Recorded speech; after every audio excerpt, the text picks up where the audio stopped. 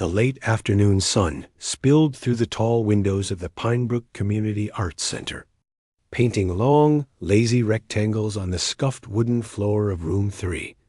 The air smelled of old books, lemon polish, and the faint, musty scent of the grand piano that sat, lid closed, like a sleeping giant in the corner. A woman stood just inside the doorway, her fingers tracing the edge of the simple registration form she held. Her name was Elena Carter. She was in her 40s, with kind eyes and hair the color of dark honey pulled into a neat, quiet bun. She wore a simple blue cardigan and trousers, the kind of clothes that aimed not to be noticed. For a long moment, she just watched. The room was slowly filling. A teenager with floppy hair and an air of easy confidence slouched in, headphones around his neck, tapping a rhythm on his thigh. A retired man with gentle hands gave her a small nod as he passed.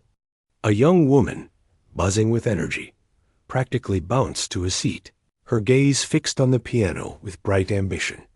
Elena's own heart was doing a funny, fluttery beat against her ribs.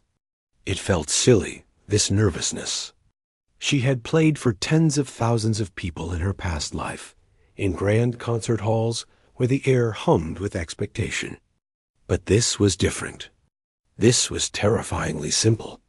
She was here to sign up for Adult Piano Refresher Course. The description promised a return to scales, simple sonatinas, and group pieces. It promised anonymity. She took a deep breath and walked to the table at the front where 2 people were, arranging sheet music. "Hello," she said, her voice softer than she intended. "I'm here for the piano class." The man looked up. He was in his late 50s, with thinning hair and wire-rimmed glasses that he peered over. He wore a crisp shirt and a tie with tiny music notes on it. This was Robert. He had been the high school music director for 30 years and ran these community classes with a sense of solemn duty. "Excellent. Form and payment, please." His tone was efficient, not unkind, but it didn't invite conversation. He took her paper, his eyes scanning it quickly. Elena Carter. Experience level? Oh, Elena folded her hands in front of her. A little. A long time ago. I'm very rusty. Beginner intermediate then, Robert said, ticking a box without looking up. He handed her a binder. Syllabus is inside. We start with fundamentals, posture, hand position, the philosophy of practice. The young woman beside Robert, Chloe, leaned forward with a wide, encouraging smile. She had a colorful scarf in her hair and an open, friendly face. Don't worry about being rusty. It's all about the joy of making music, right? I'm Chloe. I assist Robert. We're so glad you're here. Elena returned the smile, feeling a small knot in her stomach loosen. Thank you. Me too. She took a seat near the back, placing her binder neatly on the floor beside her. She kept her hands in her lap, her fingers long and slender, with a faint, pale callus on each fingertip that no one would notice lightly clasped together. Robert called the class to order. There were 11 of them. He began with a lecture, as promised, on the importance of a curved hand, like holding a small bird. Elena listened politely, her hands remaining still. Chloe demonstrated a C major scale on the upright piano against the wall, her playing bright and accurate, if a bit forceful. Now, Robert said, adjusting his glasses, let's gauge where everyone is. Mark, he gestured to the confident teenager, why don't you begin? Show us your current piece. Mark didn't need to be asked twice. He strode to the grand piano, opened the lid with a flourish, and sat down. He launched into a piece that was clearly too difficult for him, a lively Mozart movement. The notes were mostly all there, played at a breakneck speed, but they sounded like pebbles being scattered on glass, hard, brittle, and without any warmth or shape. He finished with a dramatic final chord and looked up, expecting applause. Very good velocity, Mark, Robert said, nodding. Your fingering on the trills needs attention. Remember, clarity over speed. Chloe beamed. Such great energy, though. Mark looked pleased with himself as he returned to his seat, running a hand through his floppy hair. One by one, the others took their turn. The retired man played a sweet, hesitant version of Claire de Lune, his old hands trembling slightly, but finding the beautiful melody.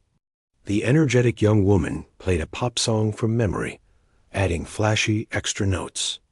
Everyone received a mix of Robert's technical corrections and Chloe's enthusiastic praise.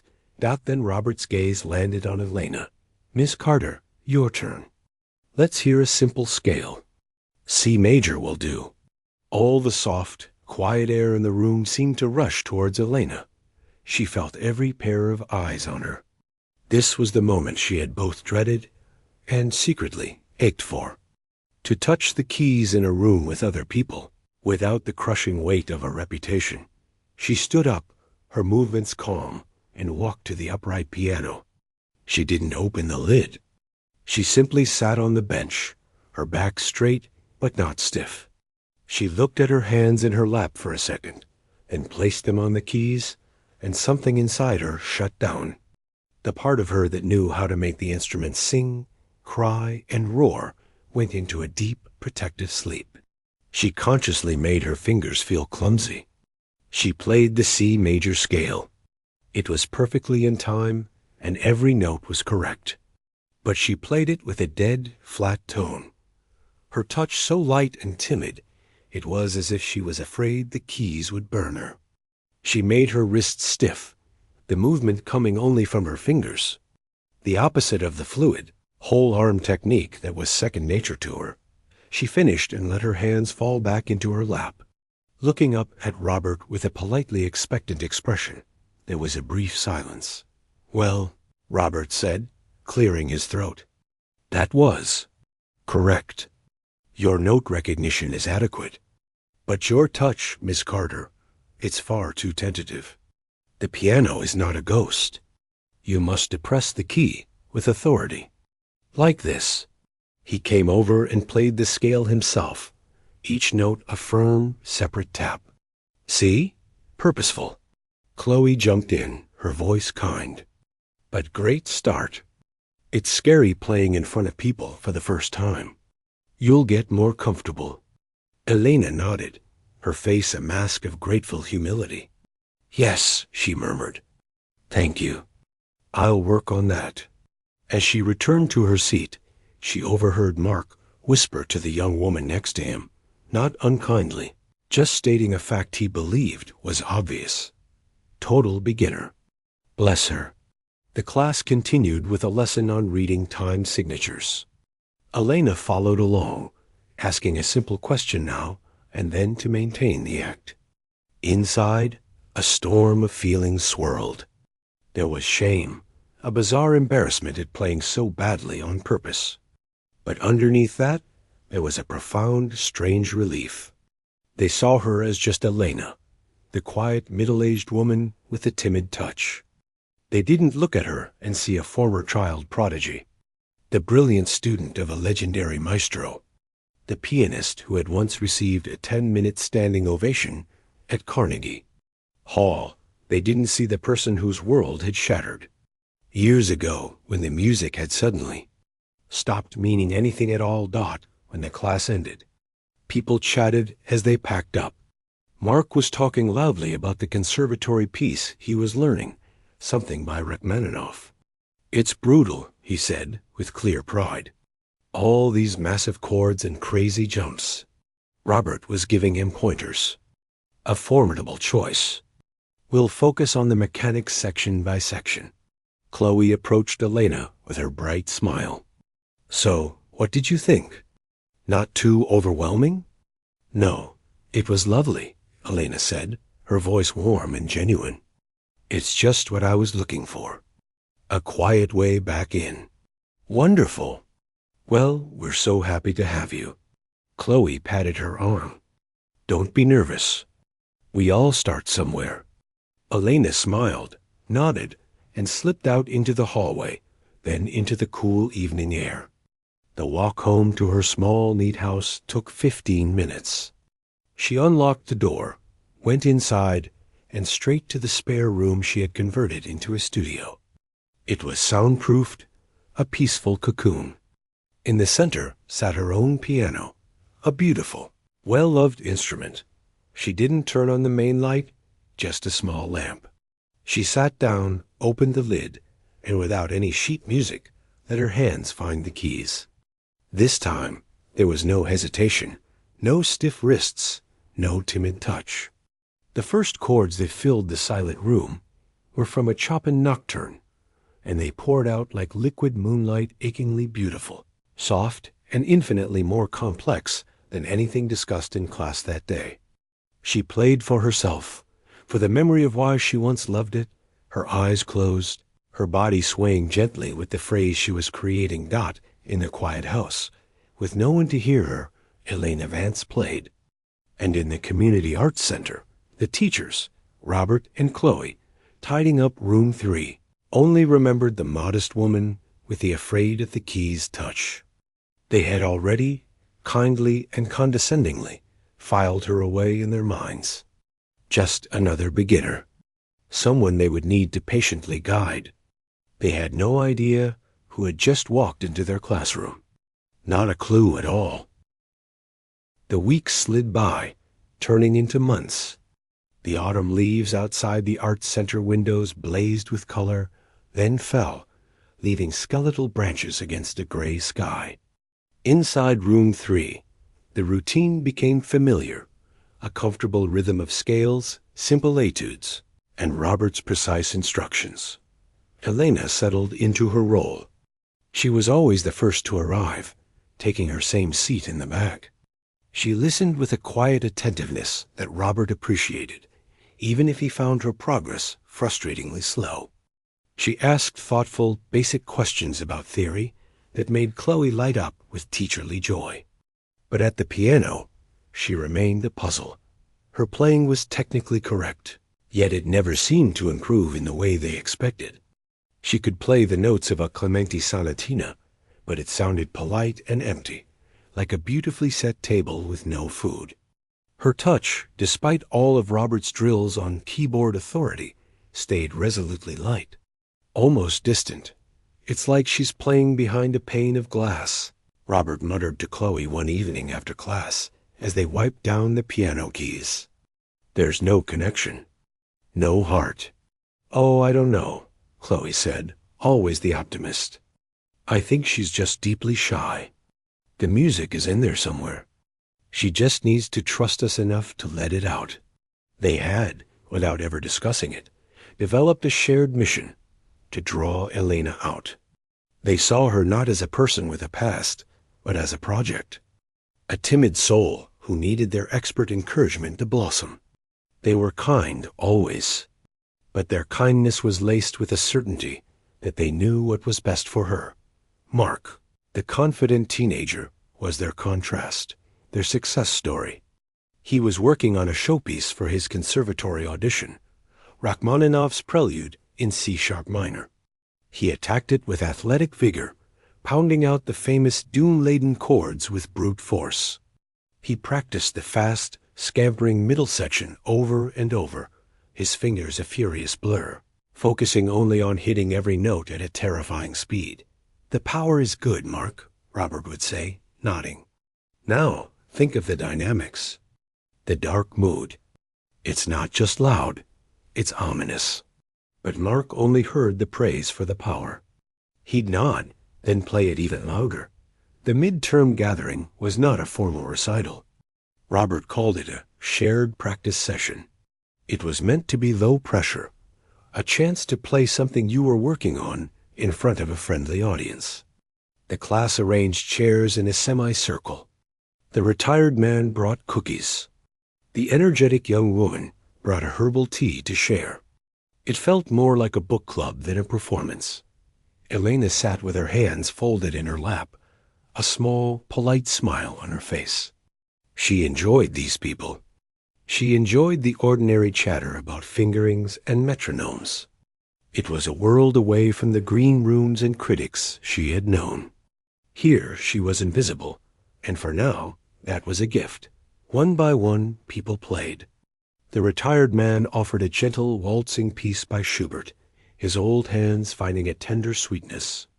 The energetic young woman played a movie theme, adding so many glittering ornaments it was almost unrecognizable, finishing with a flourish and a bright, expectant look at Chloe, who clapped the hardest dot, and it was Mark's turn.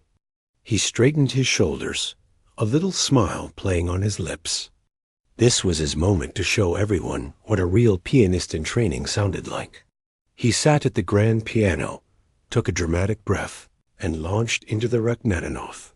The room filled with sound, a great crashing wave of it. The famous heavy chords boomed.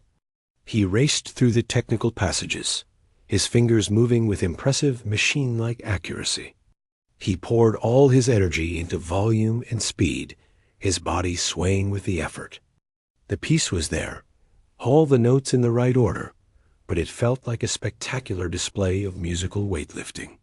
It was all muscle, no mystery. When he slammed into the final thunderous chords, the room seemed to shake. He held his pose for a second, then turned, breathing a little heavily. His face flushed with effort and pride. The class broke into warm, genuine applause. "Incredible, Mark," the young woman gushed. "Such difficult material handled with real technical assurance," Robert said, his voice full of professional approval. "A few phrasing choices to discuss, but a formidable effort." Chloe was beaming. "You made it look easy." Mark basked in it, running a hand through his hair as he took his seat, accepting pats on the back.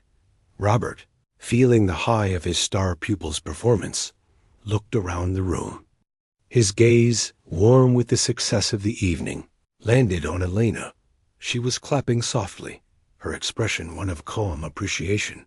"Now then," Robert said, his voice taking on a teacherly, inclusive tone. "Elena, we shouldn't let you leave without sharing something. This is a safe space. How about you play us the piece you've been working on?" "The Clementi?" Elena's polite smile tightened just a fraction. She shook her head gently. "Oh, no. Thank you, but I'd really rather not. I'm not ready. I'll just listen." "Nonsense," Chloe chirped, leaning forward. She truly believed she was helping. "It's all about taking little risks. We're all friends here. It doesn't have to be perfect." "Really," Elena said, her voice firm but still soft. "I'm quite happy to listen." A faint, awkward silence settled over the group. They all looked at her, this quiet, always on the outside woman. They saw not a boundary being respectfully set, but a wall of fear that needed to be gently broken down. It was a collective feeling, unspoken but shared. They wanted to include her, to bring her into the fold. Mark, caught up in the glow of his own performance, added his voice. "Yeah, come on. It's painless. Worst case, you flub a few notes. We've all been there." He meant to be encouraging, but it came out slightly patronizing. Robert saw his chance to be the wise guiding teacher. "Tell you what," he said, his voice taking on a coaxing edge. "Let's make it even simpler. You heard Mark's piece. Those first few chords are iconic. Why don't you just try those? Just the very beginning. We can guide you through it. It'll be a good exercise in courage." The suggestion was so absurd, so completely detached from their perception of her skills, that for a second, Elena just stared at him. Play the opening of the Rachmaninoff? The piece that required not just technique, but a profound physical understanding of the instrument's weight and resonance? The piece she had mastered as a teenager? She saw all their faces looking at her. Kind faces. Pitying faces. Faces that believed they were offering a lifeline to the shy woman in the back row. To refuse again would seem churlish, would make the whole evening about her reluctance. It would break the warm communal feeling they had built. A old, Familiar feeling rose in her, a performer's instinct to step onto the stage when called. But it was tangled with a deep, protective need to stay hidden. The conflict must have shown on her face a simple deer-in-the-headlights panic. "See?" Chloe said gently, misreading her expression entirely. "The fear is the worst part. Once you start, it melts away. We'll help you. Just the first few bars." Trapped. That was the word for it. The walls of the friendly, sunlit room felt like they were closing in. Every exit was blocked by goodwill and condescension. She could make a scene, insist on her no, and become the awkward one who ruined the shared practice. Or she could comply, play a few clumsy notes, give them the satisfying conclusion of having brought her out of her shell, and then go home. She chose the path of least resistance, the path that would let her slip back into anonymity fastest. She let out a small, almost inaudible sigh. Then she nodded, just once. "All right. Just the beginning." A wave of relieved, encouraging smiles swept the room. "There she goes," the retired man said kindly. Elena stood up. Her walk to the grand piano felt very long. The instrument, which had been a sleeping giant, now seemed awake and watching. She didn't look at Robert or Chloe or Mark. She looked only at the keyboard. She sat on the bench. And here, habit almost betrayed her. Her body instinctively started to settle into the perfect, balanced posture of a concert pianist, back straight but free, shoulders down, a feeling of being centered and ready. She caught herself, forcing a slight, unnatural stiffness into her spine. She raised her hands over the keys. They didn't tremble. They hovered, calm and poised. The room was utterly silent, waiting for the first fumbling, tentative chord. Elena closed her eyes for a second, not from fear, but from a sudden, intense memory. She wasn't in Pinebrook Community Arts Center. For a flash, she was 16, in a practice room that smelled of dust and old wood, her teacher's voice in her ear. "This is not noise. This is a storm you are gathering. You must feel it in your feet before you let it out." She opened her eyes. She looked at her hands, at the familiar landscape of black and white, and then she let the act fall away. It was the smallest shift. Her shoulders relaxed into their natural, powerful alignment. Her wrists softened, gaining their fluid grace. Her fingers, which had always hovered like nervous birds, now curved with a poised, assured strength. She took a breath, deep and silent, and then she began to play. The first chord was not a sound. It was an event. It wasn't the hesitant plink or the clumsy thump everyone expected. It wasn't even the loud, forceful bang Mark had produced. When Elena's hands descended, the piano seemed to exhale a sound that had been waiting inside it for years. The notes of that famous dune-laden opening rang out not just in the air, but in the chests of everyone listening. They were deep, resonant, and perfectly balanced, a single, complex entity of sound, not three separate notes hit at the same time. The vibration lingered in the floorboards. Robert, who had been leaning back in his chair with a kindly, prepared to be supportive smile, jerked upright as if touched by a live wire. His glasses slid down his nose. Chloe's encouraging expression, frozen in place, began to slowly crack. Elena did not stop after the first chord. The teachers had asked for the beginning. She gave them the storm.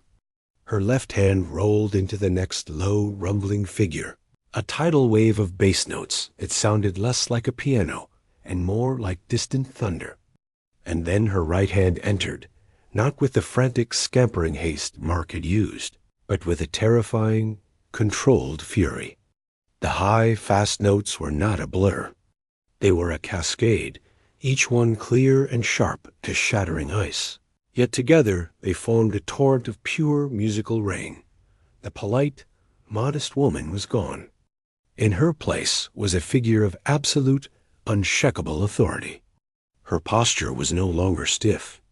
It was a study in powerful, economical movement. Every motion, from the turn of her wrist to the subtle sway of her shoulders, served the music. Her face, which had always been so carefully neutral, was alive with a profound, deep concentration. There was no showy anguish or theatrical joy, just a complete and total absorption in the world she was creating from the keys. Mark's mouth had fallen open. He was a technical player. He understood difficulty. What he was watching was a demolition of everything he thought he knew about difficulty. The leaps her hands made across the keyboard were not athletic lunges. They were graceful, impossible flights, landing with unerring accuracy. The sections where he had to grind and sweat were flowing from her with an ease that seemed to defy physics. But it wasn't just the technique that was unraveling him. It was the sound. Her louds were not just noisy. They were colossal and grand, filling every corner of the room without ever sounding harsh. Her softs were whispers that somehow carried to the back, delicate and heartbreaking. The piece wasn't a display of power anymore. It was a story of despair, of fleeting panic, of a deep, aching loneliness. The retired man had stopped breathing. He was not a sophisticated critic, but he knew beauty. Tears, completely unexpected, welled in his eyes. This was the clair de lune he had tried to play, but for giants. This was the feeling he had been chasing in his gentle waltzes, magnified 1,000 times into something sublime and terrible. The energetic young woman had shrunk in her chair, her earlier flourish completely forgotten. Her own playing now felt like what it was, decoration. This was architecture. Robert's mind was a white static of shock, scrambling to reboot. This was wrong. This was impossible. This was the timid woman with the tentative touch. His teacher's brain tried to catalog the technique, the flawless legato, the voicing that brought out hidden melodies in the chaos, the pedaling that was a masterclass in itself, creating washes of color without ever turning muddy. It was a level of skill he had only ever witnessed on recordings by the greats. It was far, far beyond anything he could have taught or even properly critiqued. A hot flush of shame crawled up his neck, remembering his lectures on keyboard authority. Chloe's hand had risen to cover her mouth. Her thoughts were less technical, more visceral. She saw the transformation of the woman's body, the surrender to the music. This wasn't someone conquering a piece. This was someone inhabiting it. The music and the musician were one thing. All her cheerful pep talks about joy and courage felt hollow. Childish toys next to this profound and serious art. Alina was unaware of them now. The piano was no longer an instrument in a community center. It was the landscape of her memory. She was not playing for an audience. She was playing a conversation with a ghost, with her old teacher, with her younger self, with the partner she had lost. The mournful singing melody that emerged from the turbulent middle section was not just Rachmaninoff's. It was hers. It was every quiet walk home, every silent evening in her soundproof room, all the music she had kept locked away. It poured out now, not as a show, but as a release. Her fingers flew, but her heart was in the slow, aching chords. The final section returned, a recapitulation of the storm. But now, having heard the lament at its heart, it felt even more devastating. The final chords, those massive blocks of sound, did not crash. They declared. They were final, absolute, and resonant with a meaning that shook the light fixtures. And then it was over. Her hands lifted from the keys and settled back into her lap, the same quiet gesture she always made. But the air in the room was different. It was charged, thick with the aftermath of the sound. The last vibrations hummed in the strings of the grand piano. A fading echo. Silence. It was a deep, ringing, complete silence. No one moved. No one clapped. No one breathed too loudly. The ordinary room with its scuffed floors and stacked chairs felt like a sacred space that had been violated by something too magnificent for it. Elena blinked, slowly. The profound concentration on her face melted away, replaced by a faint, dazed confusion, as if she was waking from a deep sleep. She looked around at the circle of frozen faces. She saw the shock, the awe, the utter incomprehension. The reality of what she had just done came crashing down. The careful wall she had built over months was in ruins at her feet. A slow, hot blush spread up from her neck to her cheeks. She had not meant to do that. She had only meant to play a few bars poorly and be done with it. But the music, once she allowed herself to touch it properly, had taken over. It had been too long. She opened her mouth to say something, an apology, an excuse, but only a faint, dry sound came out. It was Mark who broke the silence. His voice, when it came, was nothing like his usual confident tone. It was hushed, ragged with disbelief. It wasn't addressed to the room. It was a direct question to her, a plea for understanding in a world that had just tilted off its axis. How? He whispered, the word cracking. How can you play like that? The spell broke. People stirred. The retired man let out a long, shaky breath. The young woman just stared, her eyes wide. Elena flinched.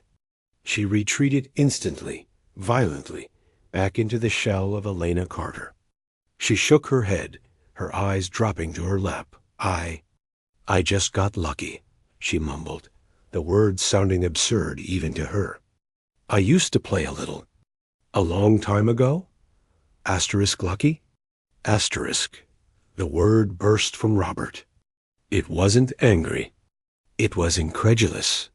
He stood up, his chair scraping loudly on the floor. All his pedantic precision was gone, replaced by a kind of frantic urgency. His eyes were not on her face, but on her hands. Those calm, ordinary-looking hands now resting in her lap. And then he saw not the calluses, but the span. The way her fingers relaxed with a natural, graceful curve that could cover an octave and more with impossible ease. A memory, old and yellowed, flickered in his mind.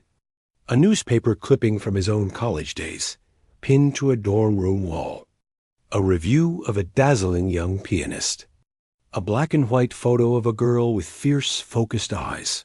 His own eyes snapped back to her face. The quiet features, the dark honey hair. The name from the article swam up through the decades.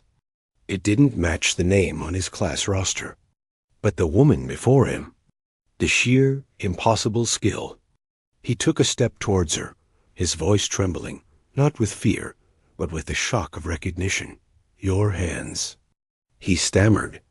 Then, louder, a name, a foreign object in the familiar room. Elena. Vance? The name meant nothing to most of the class. It was just a name, but Chloe heard it. And for Chloe, who had playlists of legendary performances on her phone, who read musician biographies for fun, the name was not just a name.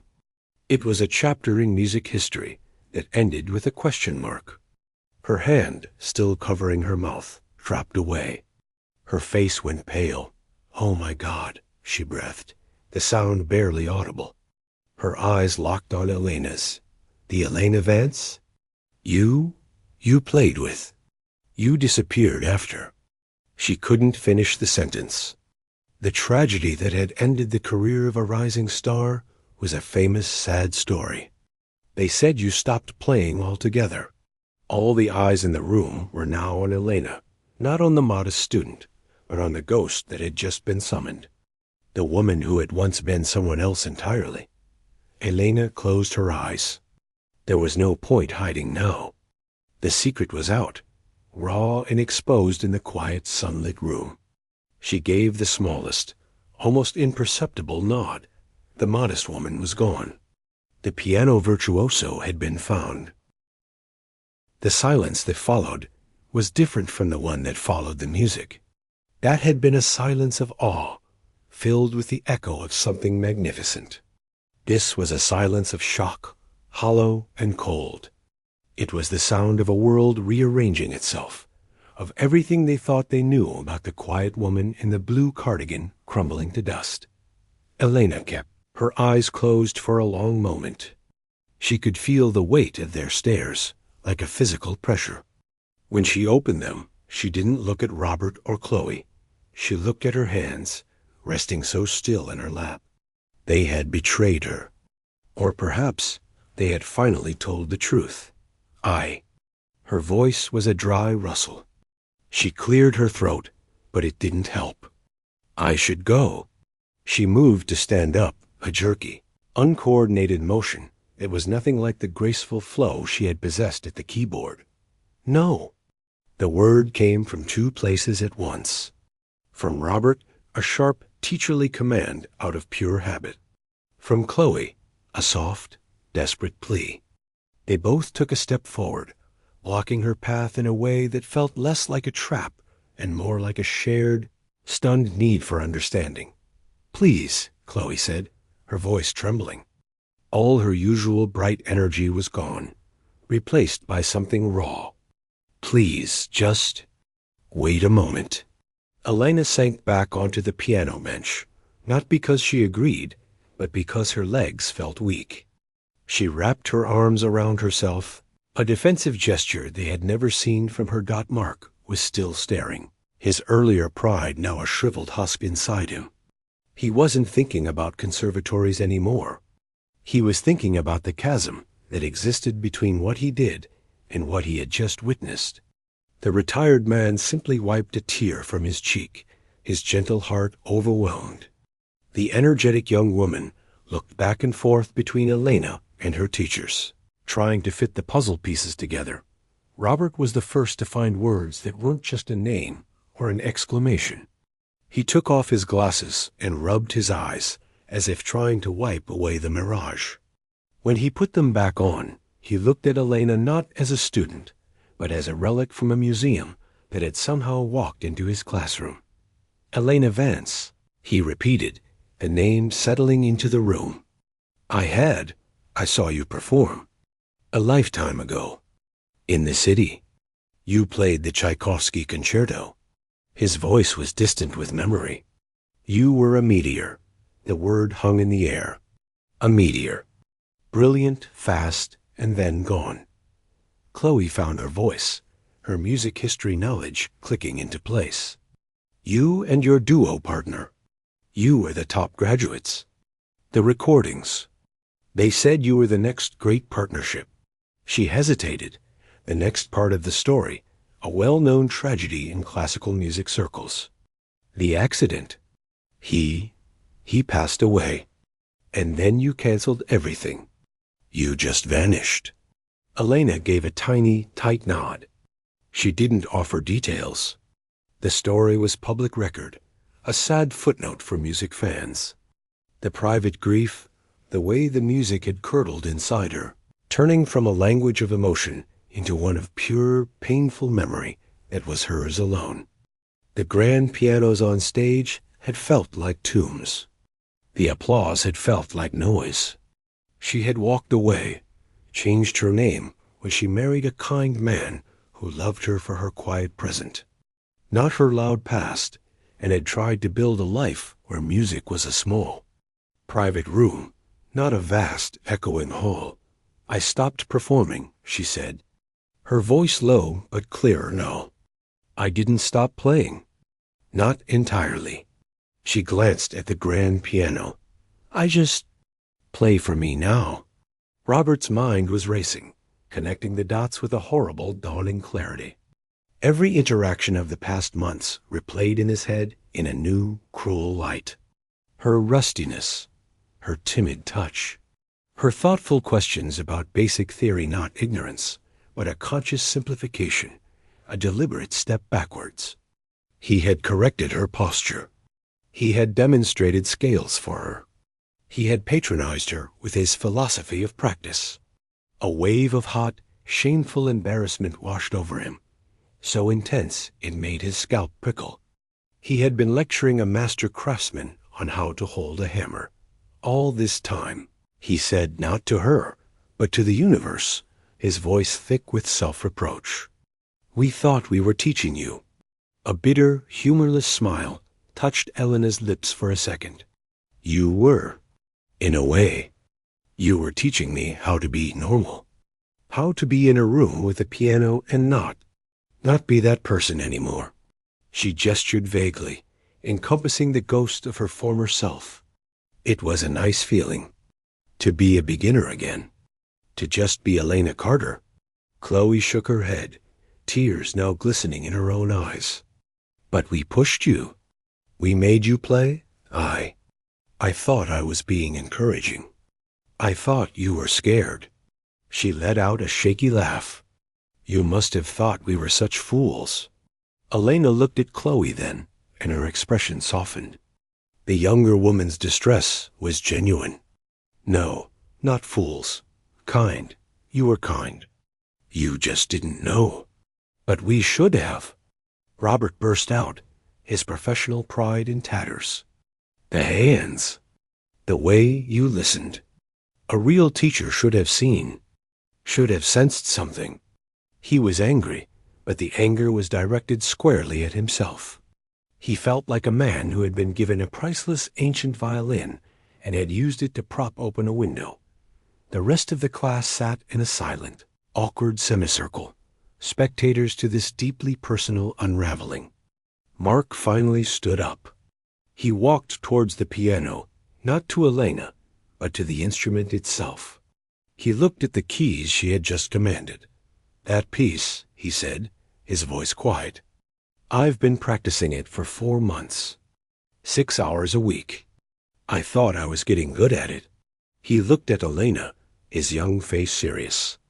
"I wasn't even playing the same piece, was I?" Elena met his gaze.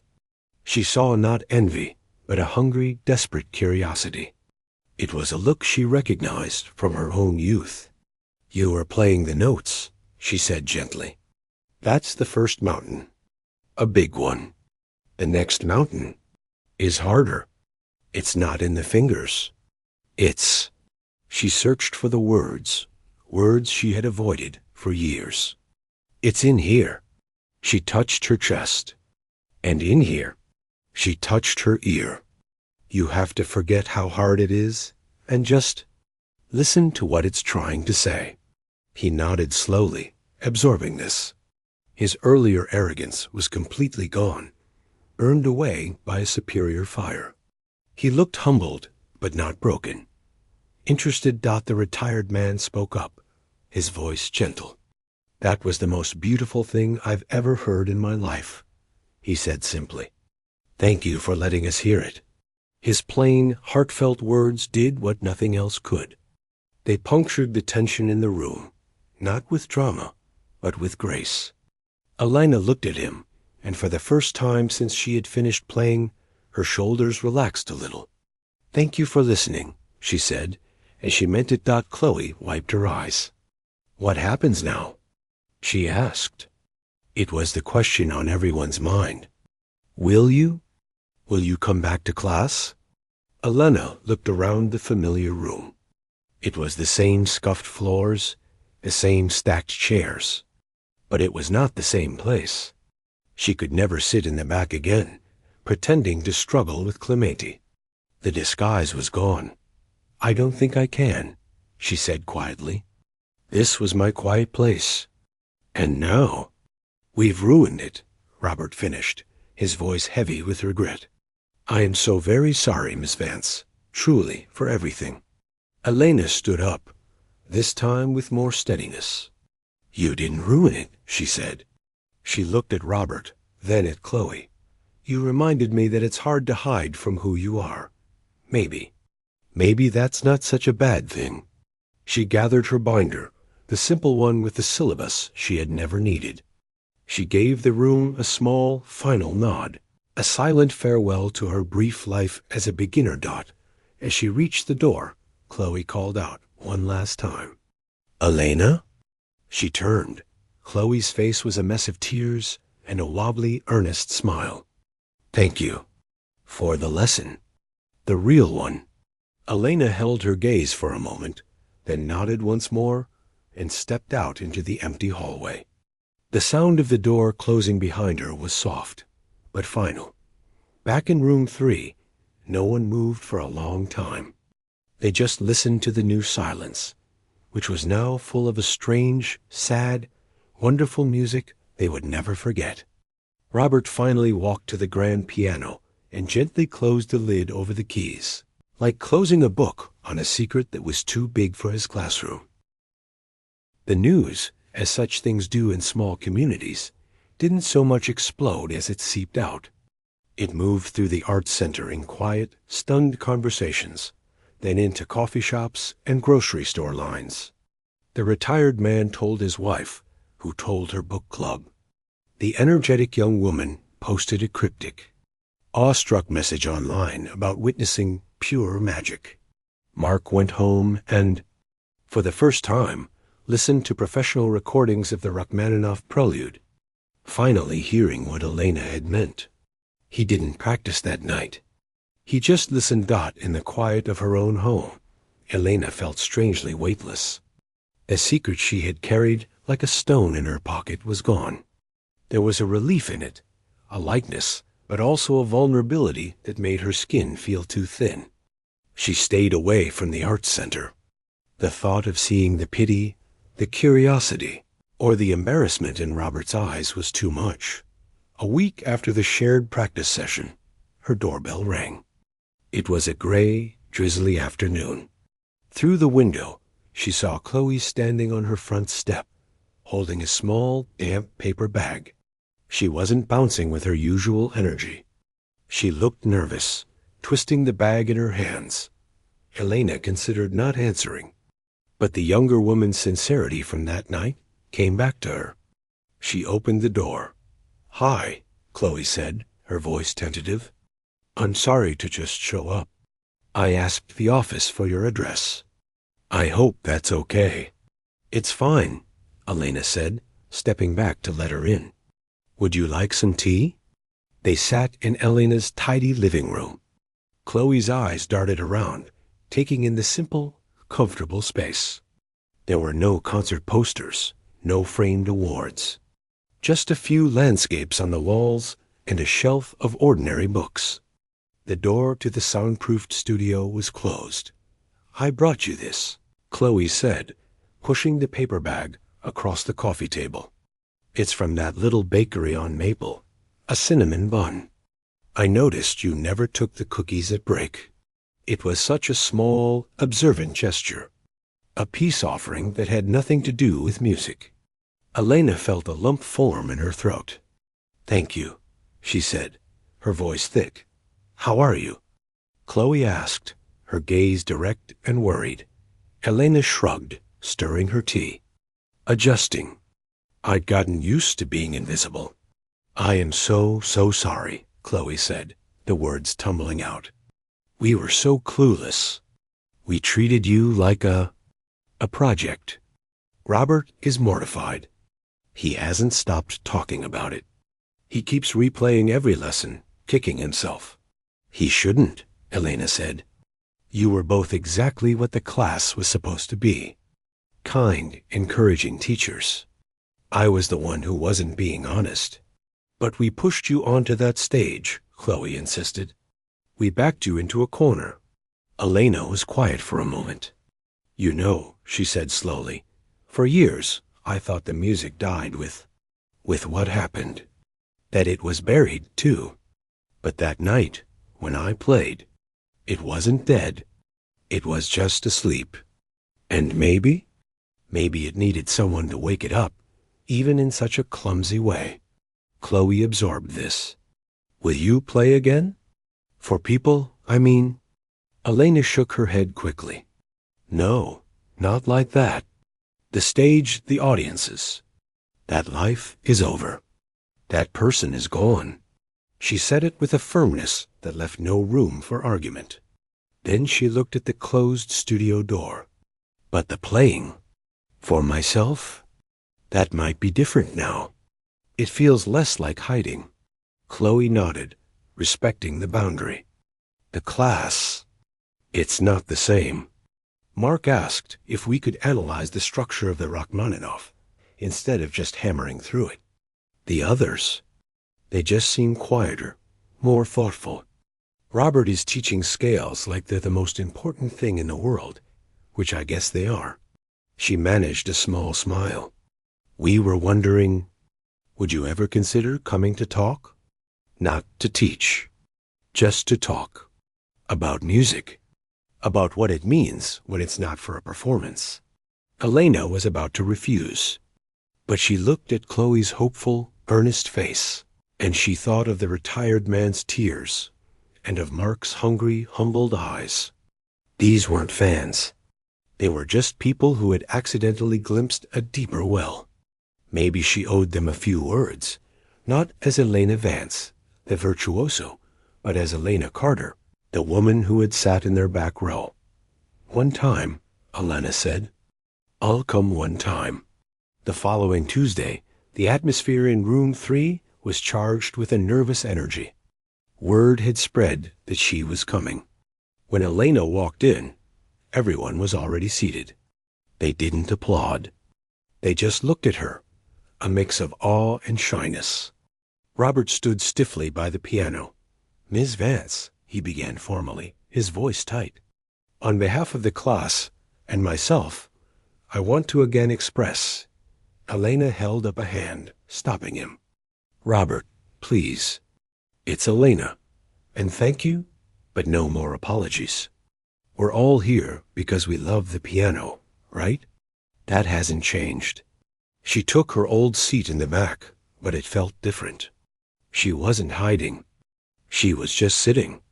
Robert, looking profoundly uncomfortable, began to lecture on chord progressions, but his heart wasn't in it. After 15 minutes, he stopped. He turned to Elena, his shoulders slumping in surrender. I'm sorry. This is pointless. Would you? Would you be willing to say anything? All eyes turned to her. Elena took a deep breath. She hadn't prepared a speech. You asked me to talk about music, she began, her voice finding its quiet strength. But for so long, I couldn't. For me, it became a room full of echoes. Beautiful, painful echoes. She paused, choosing her words with care. What you're all doing here, it's the opposite of an echo. It's a first step, a new note. That's a brave and wonderful thing. She looked at Mark. You asked about the piece. The technique, the power, that's the fortress you have to build. But the music lives in the spaces between the notes, in the silence just before you play. You have to be brave enough to listen to that silence and to what it wants to say. She looked at the retired man. And sometimes music is just a feeling, a quiet waltz for yourself on a Tuesday afternoon. That is no less important than anything played in a grand hall. She looked at Robert and Chloe. And teaching, it's not about creating copies of yourself. It's about giving someone the key to a room and letting them discover what's inside, even if you don't realize they already have a master key in their pocket. A faint, shared smile flickered between them. I won't be coming back to this class, she said, and she saw their faces fall. But not because I'm too good for it, because I was using it as a hiding place. And I don't need to hide from music anymore. I think I just needed to remember that it can be a friend, not a ghost. She stood up. So, thank you for being my unexpected teachers. There were no grand goodbyes. The retired man reached out and squeezed her hand. The young woman gave her a fierce, quick hug. Mark just nodded, his expression solemn, a student acknowledging a master. Robert, still grappling with his shame, simply said, Thank you, Elena. Chloe walked her to the door. What will you do now? She asked. Elena looked out at the gray sky, then back at the room full of ordinary people with their extraordinary, simple dreams of making music. I'm going to go home, she said, and I'm going to play. Just for me. And she did. life in the small town slowly settled into a new rhythm. Elena Carter remained a quiet neighbor, a familiar face at the market. But a subtle shift occurred. She no longer kept the windows of her soundproof studio tightly sealed. On evenings when the air was still, she would open them just a crack. A retired man, working in his garden next door, would straighten up when he heard the first few notes drift out. It was never the stormy Rachmaninoff. It might be a gentle Bach invention, a melancholy Chopin nocturne, or even just scales, but scales that flowed like a silver river. He would lean on his rake and listen, a small, peaceful smile on his face. Mark, walking home from school with his headphones sometimes around his neck, would slow his pace as he passed her house.